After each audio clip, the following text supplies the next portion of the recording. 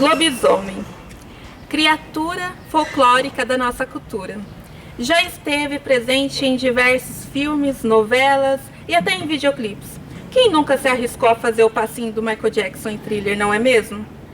Dizem que os lobisomens são homens comuns durante o dia e que em noites de lua cheia se transformam em lobos. Aqui, na rua Santa Rosa, em Jacareí, dizem que morava um. Você pode conferir melhor na nossa próxima história.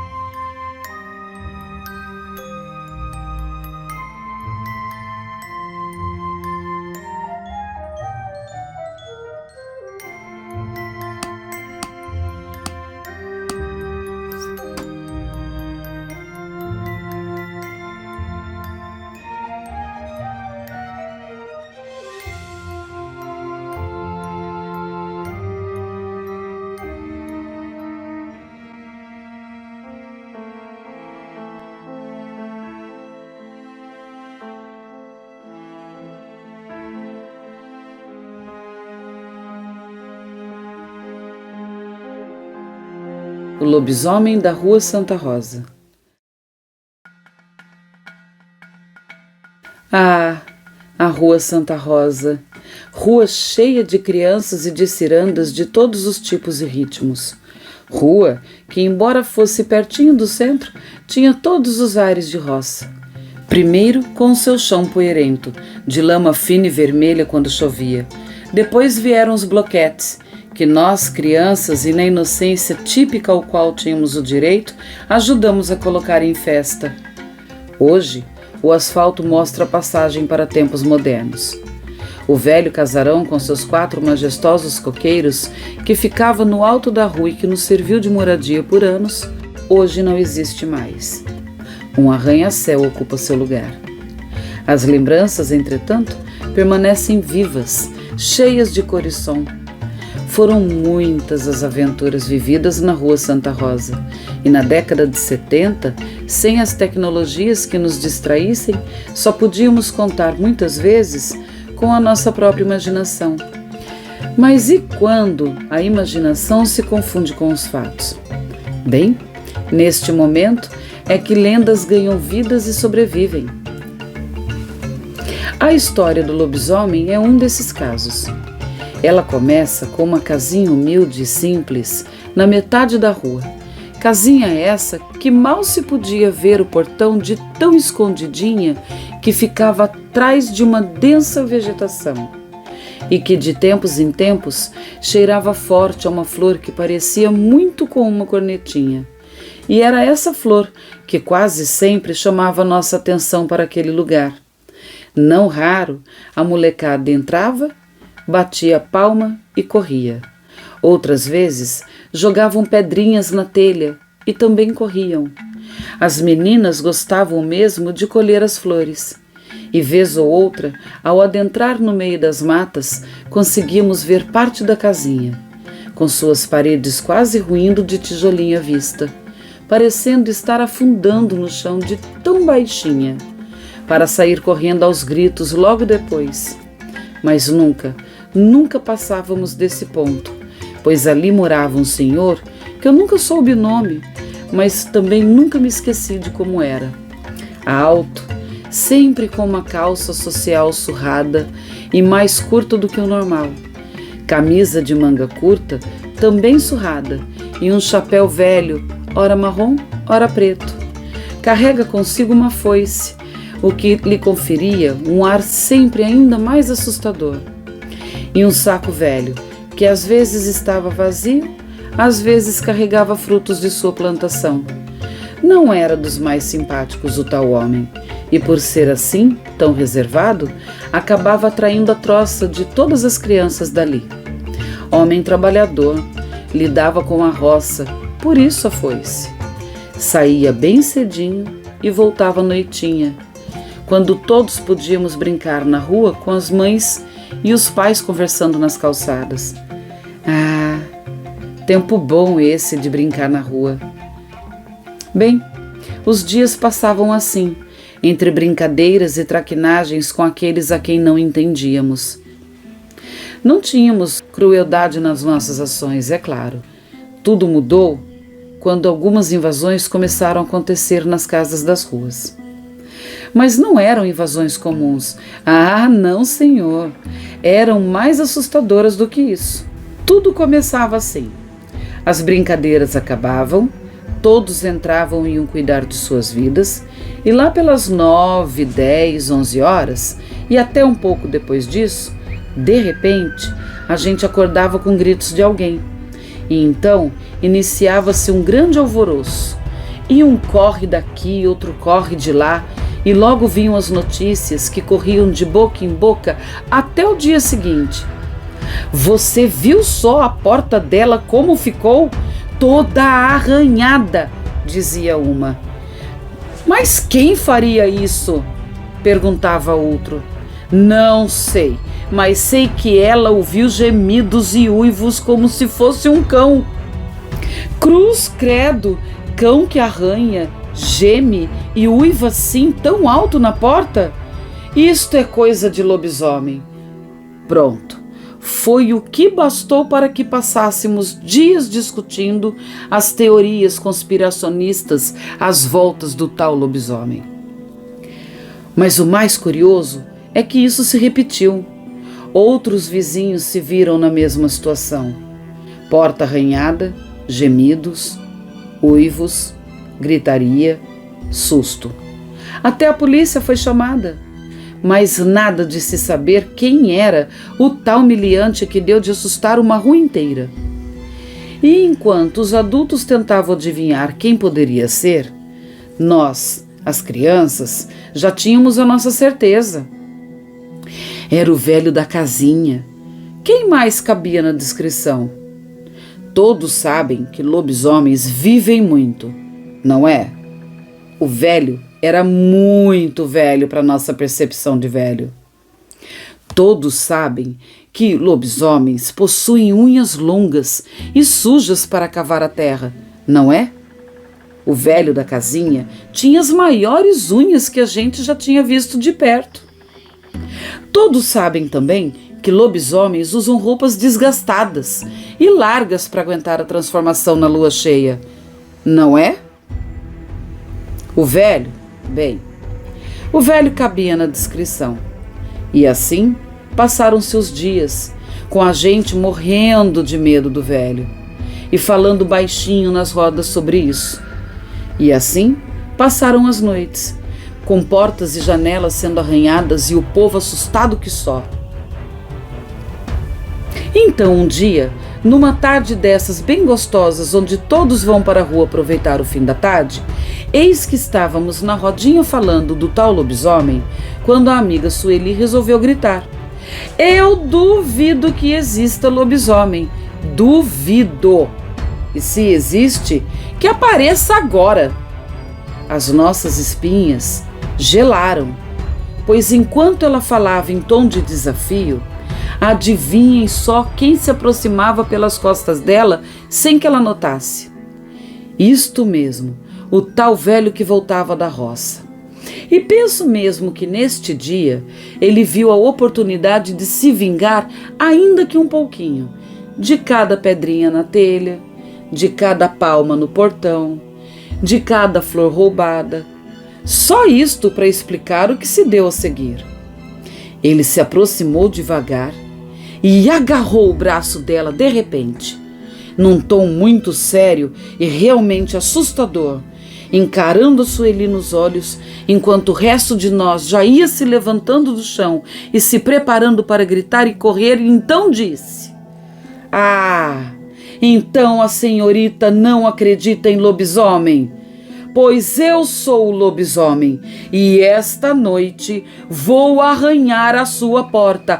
Ah, se vou! Pode esperar.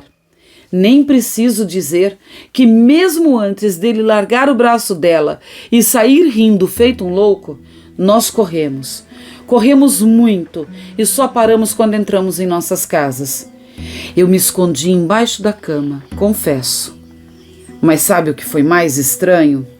É que a porta da casa da Sueli também amanheceu arranhada. Mas desta vez, ninguém ouviu nada. Ninguém viu nada. E o tal velho sumiu. De repente paramos de ouvir. Simples assim. Sumiu. E ninguém nunca mais bateu lá ou jogou pedrinhas na telha dele. A rua voltou a ser tranquila e calma. E nós não falamos mais disso, nem entre nós. Na dúvida, até hoje eu evito a Rua Santa Rosa em noites de lua cheia.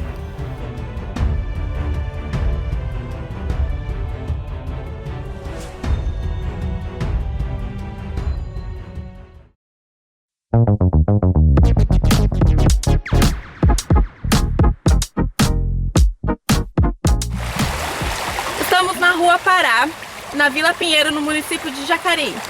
Essa rua, pequena e antiga, é muito especial, pois ela faz parte da memória de inúmeras pessoas que cresceram por aqui.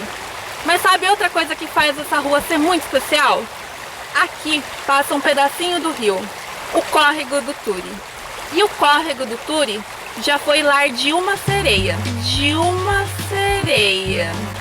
Isso mesmo, uma sereia. Neidoca e a sereia do Córrego Quase Rio. Pensando nas memórias que insistem em ficar, mesmo que ora esquecendo alguma bobagem ou ora enfeitando com mais brilho, são memórias que insistem em ficar no coração.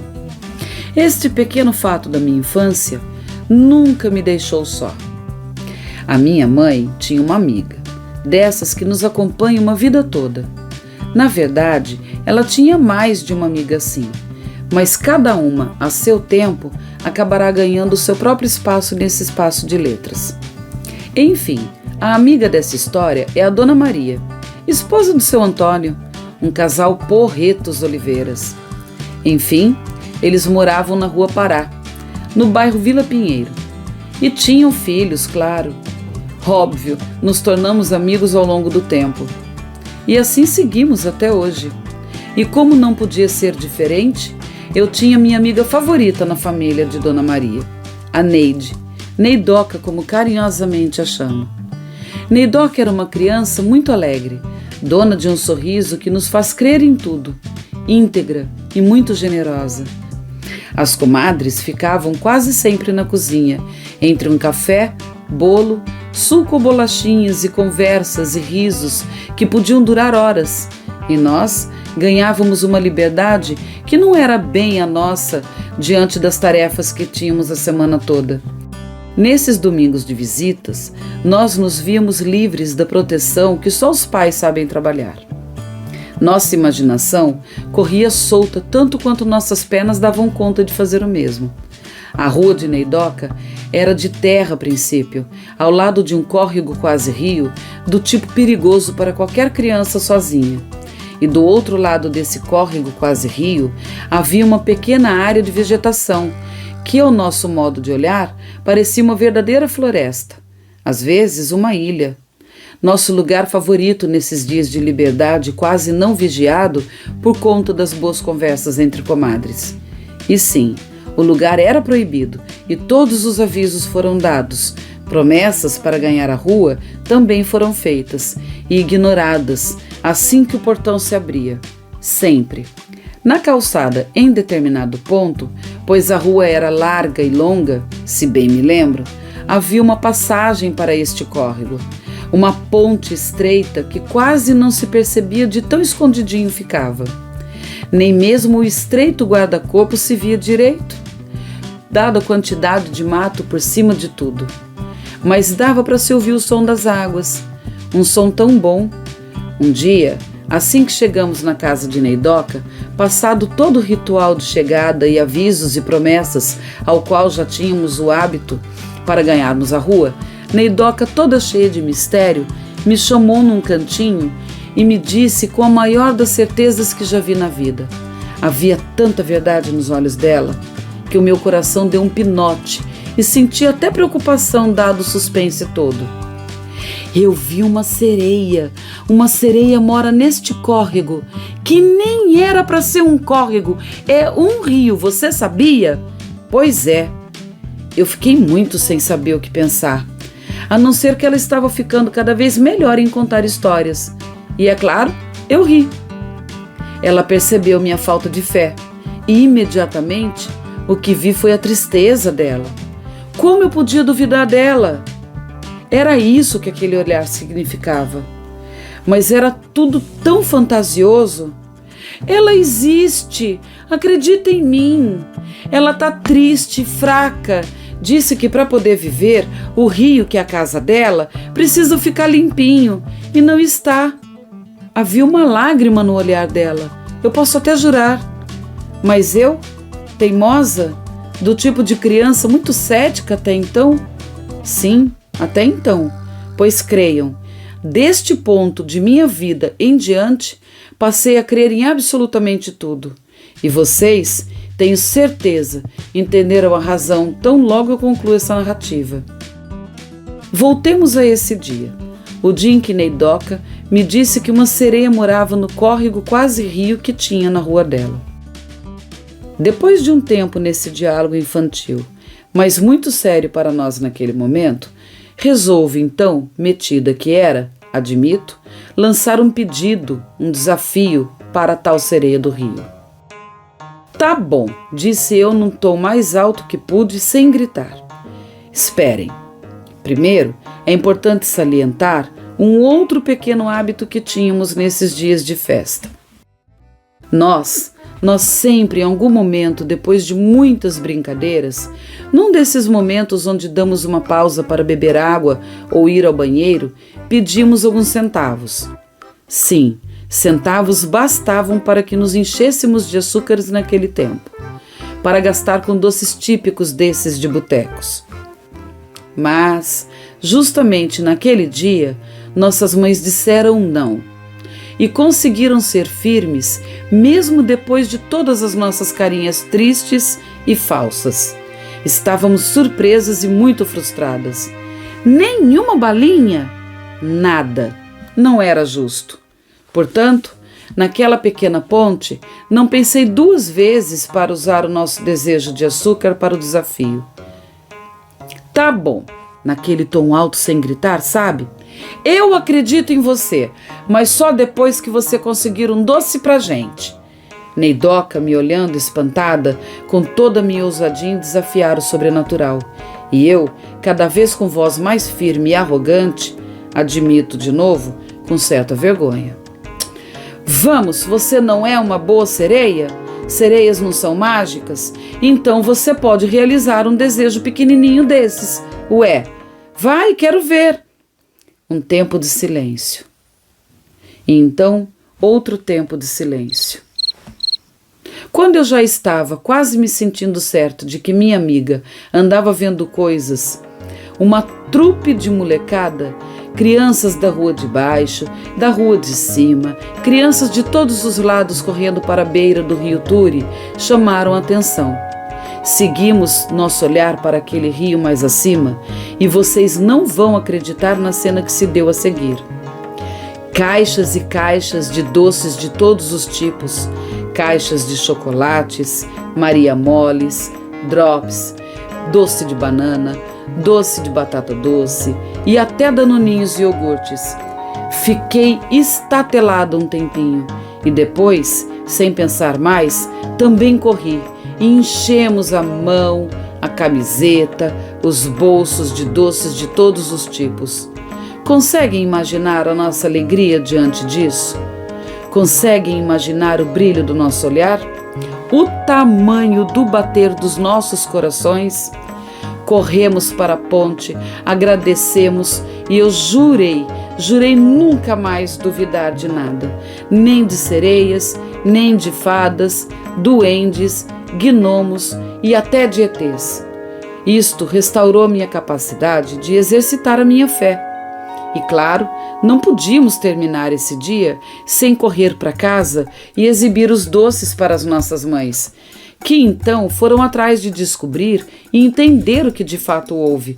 Afinal, aquilo não podia ser coisa de sereia.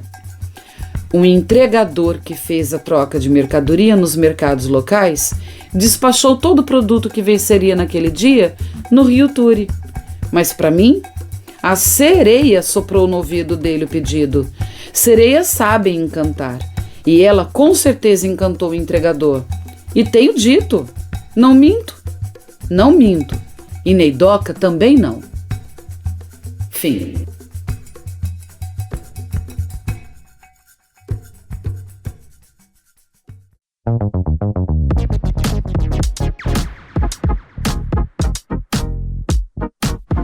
Nossa última história acontece aqui no Parque dos Príncipes, quando tudo costumava ser mato. Imagina só, uma bela tarde, um grupo de amigos se reúne para brincar, contar e ouvir histórias, dentre elas, histórias de terror. Sereias, lobisomem, saci, criaturas místicas, sendo verdade ou não. Na dúvida, é melhor não duvidar. Minha história de saci. Eu já contava com cerca de 10 anos ou um pouco mais. E já não morava mais na Rua Santa Rosa também. Mudamos de lá, como tudo muda enquanto crescemos. Desta vez, nosso endereço era mais afastado do velho centro. Não veríamos mais com tanta facilidade a velha fonte luminosa da praça, nem iríamos ao cinema com tanta frequência. Até da escola precisamos mudar por causa da distância. E certas mudanças são difíceis. E esta foi. Mas isso também é coisa para outro conto. Neste, eu quero mesmo relembrar a liberdade que veio junto com essa mudança. O bairro era mais longe, de casinhas todas iguais, dessas que acabam ganhando o apelido de Pombal. Um conjunto habitacional de casinhas brancas, todas iguais, sem mais nada ao redor além da escola e pasto. Havia um bairro vizinho, mas ainda assim distante do nosso. Nada se parecia com o conjunto São Benedito na cidade naqueles tempos. E por ser afastado, ruas de terra, sem luz ainda, tínhamos a impressão de que era mais seguro andar por mais ruas além das nossas. Neste bairro aprendi a explorar. Penso mesmo que aprendemos todos, mas não fomos sozinhos não. Com o tempo fui encontrando cada vez mais pessoas dos lugares de antes. Neidoca, da Vila Pinheiro, a Kelly, da Rua Santa Rosa. E é claro, fizemos novos amigos, todos igualmente importantes. E nesta nova turma recém-formada, descobrimos o gosto pelas artes dramáticas.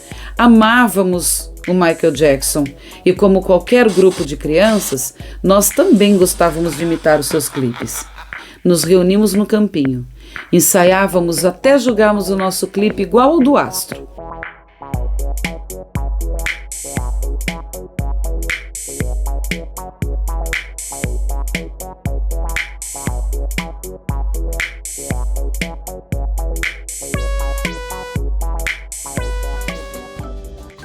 E depois ficávamos sentados, contando causos, porque sim, crianças também contam causos.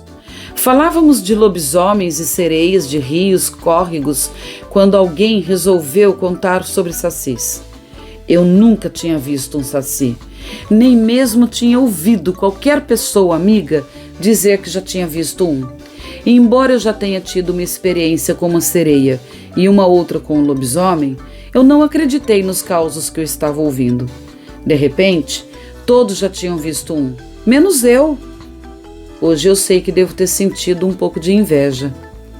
Mas na ocasião, o que fiz foi agir que nem a amiga Sueli, quando desafiou o lobisomem. E ele apareceu para ela. O saci talvez aparecesse para mim. Pois é, Feito tola, eu me levantei e em plenos pulmões eu disse: eu não acredito em saci, duvido que exista um saci, e se existe um saci, que ele apareça aqui e agora, porque eu quero ver. Gente, vocês não vão acreditar, mas na mata ao fundo, trecho de mata que ainda existe, só que agora são só algumas árvores ao fundo de um bonito parquinho na frente. Ouvimos um assobio muito forte e muito alto. Depois, outro assobio. E depois, mais um. E então, silêncio por um tempo. Na roda, agora um pouco mais velhos, ninguém correu num primeiro momento. Ao contrário, me lembro da Kelly rindo feito louca e os outros tentando não rir, da minha cara de espanto. É claro, afinal, todo mundo sabe que é assim que um saci avisa que está por perto, não é? Eu, não satisfeita, e embora com medo a essa altura, desafiei mais uma vez. Vamos, vamos, apareça se você é mesmo um saci. E lá vinha outra série de assobios. Primeiro um, forte, longo, depois outro, e mais um, e então uma pedrada. Isto mesmo, alguém ou alguma coisa jogou uma pedra em nós, mas nós não víamos nada. Então, de repente, um relincho de cavalo. É claro que era comum ter esses animais em toda a área de pasto que nós estávamos. Era mata, mas dentro daquela situação foi esquisito, muito esquisito. Horas, todos sabem que sacis adoram um cavalo, seja para montar, correr trilha dentro, ou seja para fazer tranças em suas crinas, não é mesmo? Pois é, e lá estava o assobio e o cavalo. Era mesmo para sentir alguma pontinha de medo, ou se é. Ficamos um momento olhando para o mato. E tudo quieto, só passarinhos se ouvia. E quando eu pensei que ia lançar um novo desafio, antes mesmo de abrir a boca, ao longe, nós vimos algo vermelho na cabeça de um homem forte e negro. Mas só o vimos da metade para cima, isso é, as pernas não se viam. Ele então nos encarou, assobiou, e antes do terceiro assobio já não havia mais ninguém na roda. Todos corremos feito loucos, gritando e rindo de nervoso, alguns quase fazendo xixi nas calças de tanto medo. Eu corri também, é claro. Depois de uma sereia, um lobisomem, vou lá pagar para ver mais? De jeito nenhum. Transferimos nossas brincadeiras para o asfalto. Pareceu-nos mais seguro desde então. Sei dizer que até hoje ninguém entra naquela área. O parquinho faz limites com essas árvores encantadas, mas ali ninguém entra. Nunca. Mesmo depois de 30 anos, ainda se ouve assobios lá. E isso eu posso até jurar. Fim. Para além de todos os causos que vimos, Jacareí, com seus 372 anos, naturalmente nos traz muitas histórias, muitas lendas, como a procissão dos mortos, a lenda da cobra grande, coisas que devem ser preservadas para sempre. Aqui quem está falando é a Sol. Tchau e até a próxima.